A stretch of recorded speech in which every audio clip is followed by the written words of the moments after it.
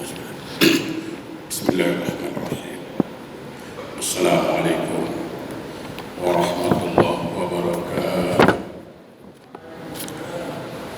Alhamdulillah.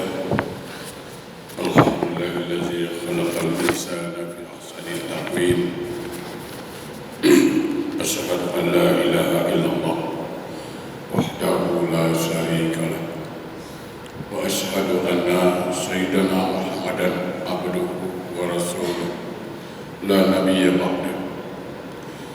Allahumma fasalli wa sallim ala sayyidina Muhammadin wa ala alihi wa ashabihi rasulillahi ajma'in. Amma ba'du. Rabbi shrah li sadri wa yassir li amri wahlul 'uqdatam min lisani yafqahu qawli. Subhanaka la ilma lana illa ma 'allamtana innaka antal alimul hakim. La haula wa la quwwata illa billahil aliyyil azim. Ilahi anta rabbi wa ridhakal matlubi. Saudaraku, para pencinta ilmu, para hamba Allah yang dirahmati Allah, alhamdulillah kita bersyukur pada Allah Subhanahu wa taala karena Allah masih memberi kita peluang untuk mengumpulkan amal-amal soleh buat bekal kita di akhirat nanti.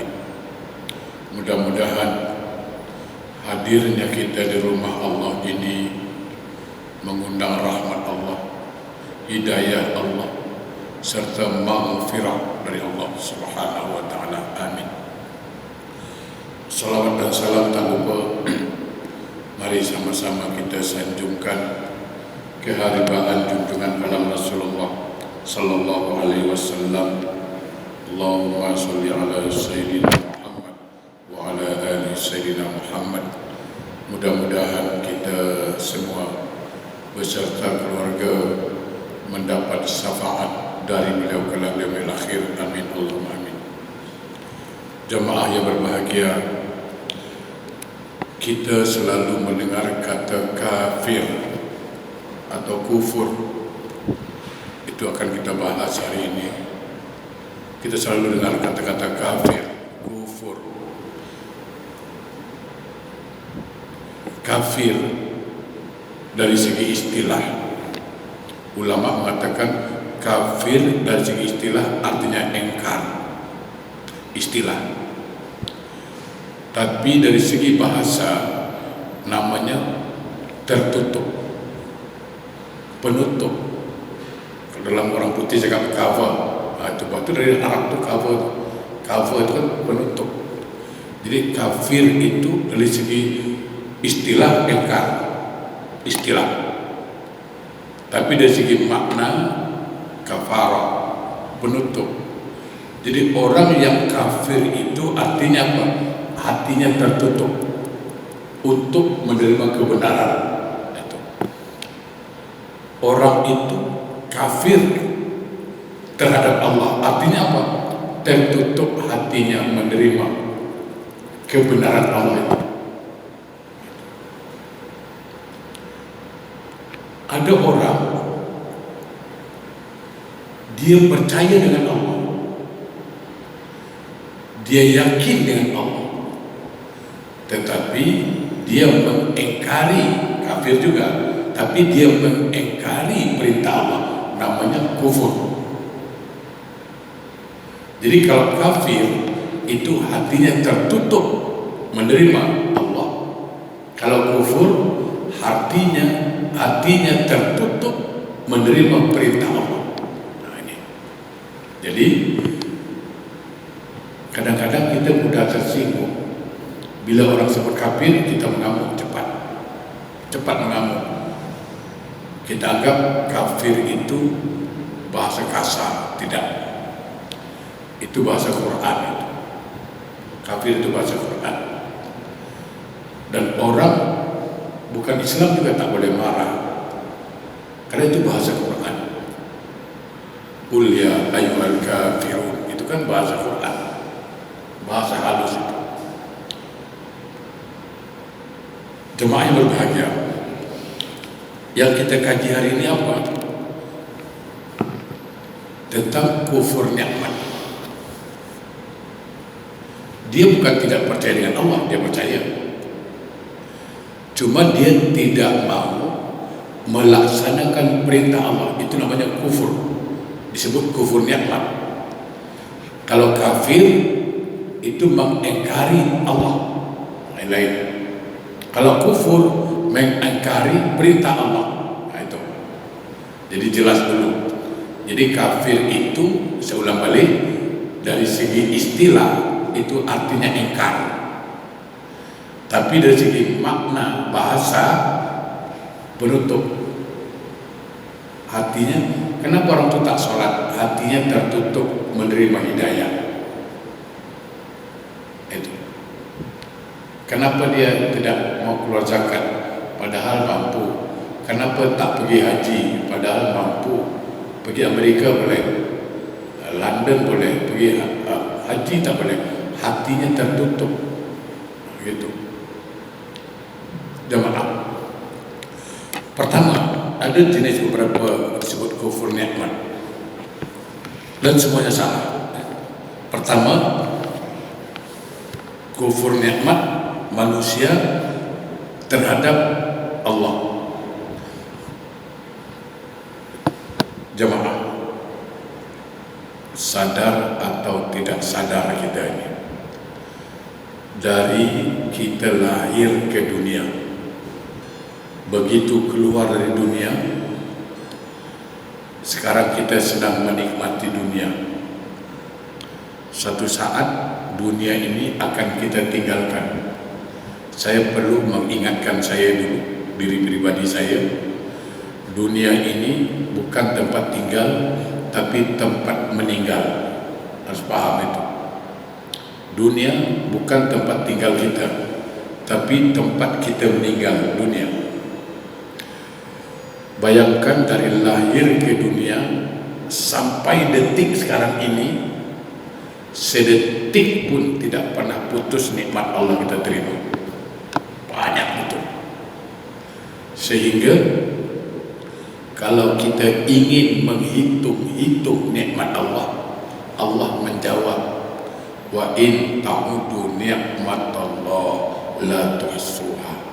Engkau takkan mampu menghitungnya. Dan memang Allah tidak menyuruh kita menghitung nikmat itu. Tak payah hitunglah. Sebab kalau dihitung pun takkan mampu menghitungnya, kata Allah. Terlalu banyak. Nah, dari sekian banyak nikmat-nikmat Allah yang Allah berikan pada kita, apa yang Allah mau? Apa yang Allah nak? Satu saja. Subhanallah. Satu saja. Apa? Syukurilah. Syukurilah. Ya, hanya itu. Only one. Bukan banyak. Satu saja. Syukurilah. Hanya itu. Dan itu pun bukan free, bukan cuma-cuma. Allah janjikan lagi, a'udzubillahi minasyaitonirrajim, la in syakartum la azidannakum. Kalau engkau pandai bersyukur, kata Allah, atas nikmat yang aku berikan, nanti aku tambah. Tengok, sudah banyak nikmat dia kasih, tak terhitung jumlahnya, cuma satu yang Allah minta, syukurilah. Itu pun dia kasih lagi hadiah. Makanya jemaah, kalau orang itu menggunakan akal sehat, rasanya tak mungkin tak bersyukur. Kenapa? Karena secara akal sehat, semua orang ingin hidup senang. Mana ada orang ingin hidup susah? Semua orang ingin hidup senang. Maka Quran mengatakan, kalau kau pandai bersyukur, nanti aku tambah nikmat.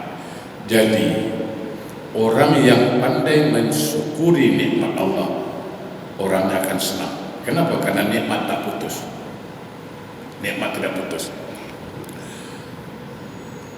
Ada satu pendapat Sayyidina Ali, beliau cukup indah bahasanya. Kata Sayyidina Ali, dari sekian banyak nikmat Allah yang kita terima, sebutlah satu-satu. Nikmat pangkat, nikmat harta, nikmat apapun cukup. Kata Sayyidina Ali, satu nikmat yang paling penting. Nikmat apa? Nikmat jadi orang Islam. Itu nikmat paling besar. Dari dihitung semua nikmat Allah itu, tidak terhitung banyaknya. Kata Sayyidina Ali, dari sekian banyak nikmat Allah yang engkau terima, cukup. Yang paling penting itu nikmat Islam. Sebab kalau jadi umat Islam, maka hidupnya dua kemungkinan. Kalau bukan Islam, hidupnya pasti neraka, pasti diazab di akhirat, itu pasti. Tapi orang Islam mungkin surga, mungkin neraka. Bertarung kita di sini, bertarung di sini. Jemaah yang berbahagia. Jadi kalau ada orang, maaf saya katakan, tidak mau melaksanakan perintah Allah, berarti dia tidak mensyukuri nikmat jadi orang Islam. Oh, saya perlu luaskan sedikit biar paham.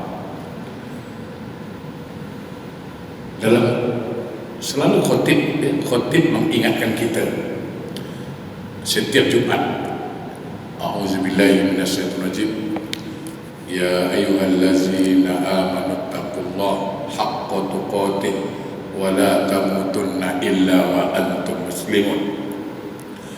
Wahai orang-orang yang beriman, bertakwalah pada Allah dengan sebenar-benar takwa. Perhatikan, wala tamutun, jangan mati, jangan sampai engkau mati, wala tamutunna illa, kecuali wa antum muslimun, engkau betul-betul menjadi seorang Islam, orang yang taat. Perhatikan Al-Quran surah Al-Baqarah 208. Ini menyadarkan kita. Al-Baqarah 208. Saya pernah sampaikan, tapi kita ingat balik, imbas kembali, menyadarkan kita supaya kita betul-betul mensyukuri nikmat jadi orang Islam. Al-Baqarah 208. A'udzubillahi minasyaitonirrajim. Ya ayyuhallazina amanu udkhulu fis-silmi kafah wa la tattabi'u khutuwati syaitan innahu lakum aduwwun mubin. Sadaqallahu azim. Ayat tajam sekali. Kalau kita bertemu, saya ulang balik biar paham, kalau kita bertemu dengan orang mengaku Islam tapi tidak sholat, saya ulang balik biar paham, kalau kita bertemu dengan orang yang mengaku Muslim tapi tidak sholat, kalau perempuan kita paham lah, mungkin datang bulan, laki-laki datang apa? Datang gila dia, ya kan? Coba bukakan ayat ini dengan dia, bacakan ayat ini sama dia dan suruh dia baca ayat ini. Sadar tak dia? Apa kata Allah? Ya ayyuhallazina amanu, wahai orang-orang yang beriman. Siapa itu? Orang yang percaya dengan Allah, orang yang percaya, orang yang yakin adanya Allah, maka dia beriman. Apa kata Allah? Udkhulu, masuk ke mana? Fisilmi kafah, ke dalam agama Islam secara total, secara kafah, secara keseluruhan. Jangan nama saja, jangan IC saja Islam, jangan pasport saja Islam, jangan surat nikah saja Islam. Engkau masuk Saya kasih contoh. Contoh sangat mudah. Kalau Pak Imam berada di depan, dekat teras masjid atau dalam pekarangan masjid, saya akan katakan, Pak Imam, masuklah ke masjid. Artinya Pak Imam sudah berada dalam kawasan masjid, tapi belum sempurna masuk, tapi sudah berada di kawasan masjid. Kalau Pak Imam itu di rumah, saya tak akan katakan Pak Imam masuk ke masjid, tidak, karena dia berada di rumah, di luar masjid. Saya akan katakan Pak Imam, datanglah ke masjid. Itu bahasa. Artinya apa? Ketika Allah mengatakan, ya ayyuhallazina amanu, wahai orang beriman, udkhulu, masuklah ke dalam Islam, bahwa orang beriman itu sudah berada dalam pekarangan Islam. Sudah berada, tapi dia belum sempurna masuknya. Maka Allah kata, masuklah. Coba perhatikan ayat ujungnya. Wala tattabi'u khutuwati syaitan. Jangan engkau mengikuti jejak langkah syaitan. Perhatikan betul-betul. Kenapa? Karena syaitan itu beriman kepada Allah. Jangan bilang setan tak beriman, setan beriman. Khalaqtani min narin wa khalaqtahu min tin. Engkau ciptakan aku dari api, kata setan, iblis. Adam dari tanah, aku dari api. Ana khairum minhu, aku lebih baik dari Adam. Jadi setan itu pun dia percaya dengan Allah, percaya, tetapi tidak mau tunduk kepada perintah Allah. Jangan macam itu. Kalau setakat percaya dengan Allah tapi tidak tunduk kepada perintah Allah, apa bahasa yang bagus? Apa bezanya dengan setan? Sekiranya bezanya apa? Tak ada beza kan? Setan juga percaya dengan Allah. Setan juga percaya hari kiamat. Setan juga percaya surga, percaya neraka. Kalau hanya sekedar percaya, saya katakan setan lebih dulu percaya. Kata Allah, jangan macam dia, makanya masuk. Karena setan itu berada di luar. Hati-hati. Innahu lakum aduwwun mubin. Karena setan itu musuh yang datang. Jangan ikut. Musuh tidak akan pernah membuat kita bahagia. Musuh pasti mengajarkan kita sengsara. Nah, itu satu. Kufur nikmat. Dia bukan tidak percaya Allah, percaya, cuma dia mengingkari perintah Allah. Itu kufur nikmat, satu. Yang kedua, ada kufur nikmat seorang anak tidak mau membalas jasa pada orang tuanya, tidak menghargai orang tuanya. Kalau yang satu pertama tadi, seseorang yang mengingkari perintah Allah. Kalau ini, seseorang yang mengingkari kebaikan orang tuanya. Jamaah, ridho Allah fi ridho walidain wa sukhtillah fi sukhti walidain. Bahwa ridho Allah tergantung ridho orang tua,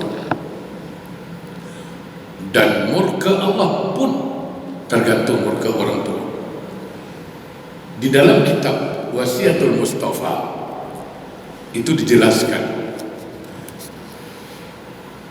Rasulullah SAW telah membaca sebuah tulisan di pintu surga, di mana di pintu surga itu tertulis sebuah tulisan apa? Anti muharramatun. Aku diharamkan masuk. Oleh siapa? Di antaranya akun walidain, anak yang durhaka pada orang tua. Hati-hati. Banyak hadis, banyak dalil kita bertemu tentang anak durhaka. Dan salah satu solat yang Allah tak terima, solatnya anak durhaka pada orang tua. Sebanyak apa apapun amal yang dia buat, sebanyak apapun zikir yang dia baca, sebanyak apapun Quran yang dia hafal, kalau dia termasuk anak yang durhaka, subhanallah, surga haram dimasukkan dia. Surga haram masuk untuk dia. Jadi bahkan dalam sebuah hadis, saya selalu sampaikan hadis ini, riwayat Ibnu Hibban yang mengatakan apa? Sukhti ummi hajaba lisanahu an sa'adati la ilaha illallah. Kemurkaan, marah seorang ibu kepada anaknya, marah emak kepada anaknya, hajaba lisanahu, akan mengunci lisan anaknya ketika nazak, ketika nak meninggal dunia, mengucapkan kalimat la ilaha illallah, tak boleh ucap. Anak durhaka ditalkinkan macam mana pun dia takkan boleh mengucap, keluh lisan dari situ. Itu terbukti dengan sejarah Al-Aqamah. Al-Aqamah salah seorang sahabat Nabi yang dekat, yang rajin sholat bersama Nabi lagi, sholat bersama Nabi lagi, sahabat Nabi lagi, tapi karena dia durhaka dengan orang tua, lisannya tak boleh menyebut kalimat la ilaha illallah. Sampai orang tuanya ridha, baru Al-Aqamah boleh menyebut kalimat tauhid. Padahal dalam sebuah hadis dikatakan, man akhiru kalamihi minad dunya la ilaha illallah dakhala jannah. Barang siapa akhir hidupnya, akhir hayatnya, ketika meninggal dunia, lisannya mampu menyebut kalimat la ilaha illallah, surga tempatnya. Oleh karena itu Bapak, jemaah yang berbahagia, yang masih punya orang tua, yang masih punya mak bapak, bahagiakan mereka, bahagiakan mereka. Ya, tidak ada anak durhaka yang sukses. Bagi kita yang barangkali orang tuanya telah meninggal dunia, maka saya ingin ingatkan, jangan pernah melupakan mendoakan beliau. Anis kulli wali walidaika, bersyukur kepada Allah. Kita solat 5 waktu, selepas solat jangan pernah lupa mendoakan kedua orang tua kita. Dalam riwayat dikatakan, andai kata orang tua kita sedang diazab oleh Allah, andai kata, na'udzubillah, seandainya orang tua kita sedang diazab oleh Allah kerana dosa-dosanya, tapi ketika kita berdoa, Allahumma ghfirli atau Allahumma ghfir lana, ketika itu azab ditahan. Kenapa? Malaikat menjawab, anakmu sedang mendoakan. Hormatnya malaikat kepada seorang anak mendoakan orang tuanya, azabnya ditahan. Bayangkan. Ya. Jadi jangan lupa mendoakan orang tua. Yang kedua, perbanyak sedekah atas nama beliau, berikan fadilah kepada beliau. Yang ketiga, hubungkan silaturahim siapa-siapa kawan lamanya dulu, untuk saling bercerita kebaikan-kebaikan beliau. Ya. Itu. Jadi sebagai seorang anak, kita tidak boleh mengingkari jasa orang tua. Sejahat apapun orang tua kita itu, dia tetap orang tua kita dan harus kita hormat. Yang ketiga, ada sebuah hadis yang selalu kita dengar dari ustaz-ustaz. 2/3 penghuni neraka itu perempuan. Seulang balik, dalam hadis yang panjang dikatakan 2/3 penghuni neraka itu perempuan. Lalu ada satu perempuan bangun bertanya, "Ya Rasulullah, apakah perempuan penghuni neraka itu tidak sholat?" Sholat dia. Apakah dia tidak baca Quran? Oh, dia selalu baca Quran. Apakah dia tidak puasa? Dia puasa. Dia puasa perempuan itu. Dia sholat dia. Dia pun berzikir. Dia baca Quran. Tapi kenapa masuk neraka? Nabi menjawab, karena tidak pandai mensyukuri pemberian suami. Namanya apa? Kufur nikmat. Kita jujur, kita tak usah cari contoh isteri orang, isteri kita lah lagi bagus. Isteri kita kalau dikasih duit, dia jawab apa? Berapa orang yang sebut Alhamdulillah, yang selalu muka masam segini aja, tak boleh lebih. Berat nak sebut Alhamdulillah.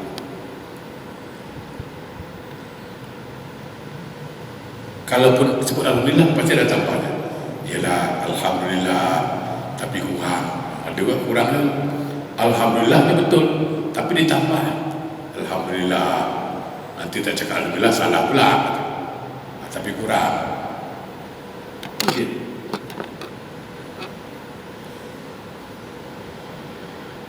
Kufur nikmat. Ada yang lebih berbahaya. Diriwayatkan oleh Abu Bakar Siddiq, sebuah hadis Nabi, "Ma min imra'atin qalat li zawjiha ma minka khairan illa ahbatallah amala sab'ina sana walau taqumul lail wa tasumun nahar wa tasumun nahar." Nabi bersabda, siapa-siapa seorang perempuan, seorang isteri, dia bergaduh dengan suaminya lalu bercakap, "Apa baiknya awak sejak kahwin dengan awak pada abuk pun tak ada,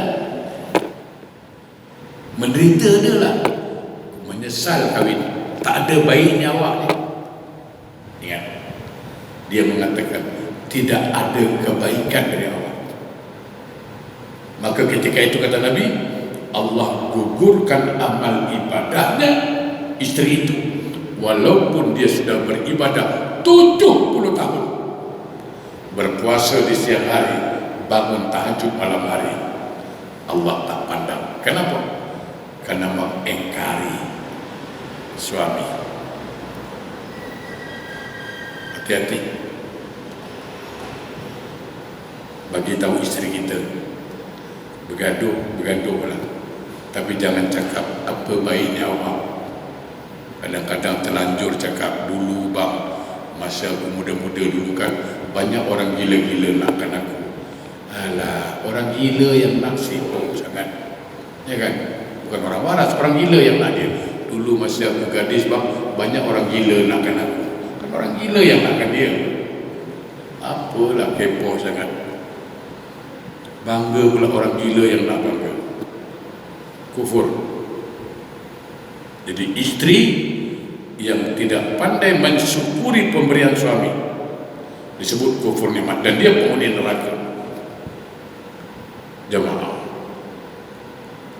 maka kita berharap, dan ini pendidikan kepada isteri kita, bagi tahu bahawa jadilah seorang wanita, seorang istri yang pandai mensyukuri pemberian suami. Bukan soal banyak atau sedikitnya, tapi hargailah kemampuan suami itu. Bukan soal banyak sedikitnya. Banyak atau sedikit itu bukan masalah, tapi inilah kemampuan suami kita. Jangan dipaksa. Kenapa orang jarang tak mau bersyukur? Kenapa istri kita kurang bersyukur? Karena dia selalu berfikir yang orang lain punya.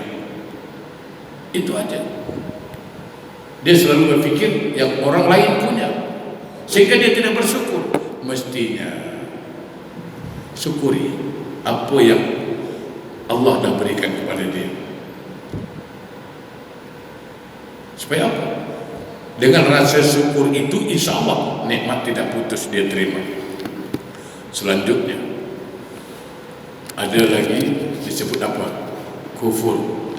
Seorang, kalau di istilah pesantren, santri dengan gurunya atau murid dengan gurunya. Jamaah, sepandai apapun kita, sehebat apapun ilmu kita, ingat jasa guru kita. Jangan lupa.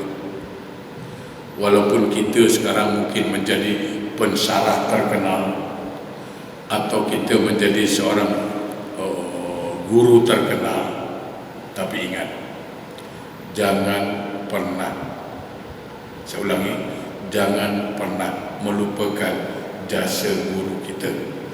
Hormati dia supaya ilmu berkah. Sebab seseorang itu kalau dia belajar tapi tidak menghormati gurunya, maka ilmunya tidak berkah. Maka siapapun di antara kita, mari kita belajar menghormati guru, ustaz yang pernah mengajarkan kita. Tak berat bertemu beliau, kita mendahulukan salam. Assalamualaikum. Tidak berat untuk itu, ya.